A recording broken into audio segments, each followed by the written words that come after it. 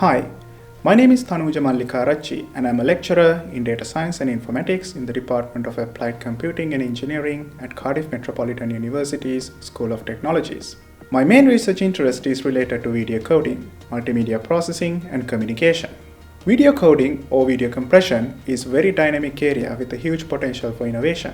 The demand for network bandwidth, for video traffic, and the energy consumption for multimedia processing have increased exponentially in the recent years. So it is necessary to find new and more efficient ways to compress this vast amount of digital content. Green multimedia is an emerging concept in this field. I look at the computational complexity, energy consumption of encoding and decoding algorithms, and different optimization strategies so that we can increase the speed of compression to use minimal resources. This also involves the use of machine learning algorithms to intelligently compress multimedia content, improving user experience while using lower amount of data and resources.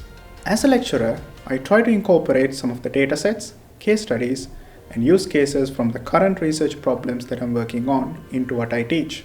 I want to keep the content I teach as authentic as possible to present real-world problems.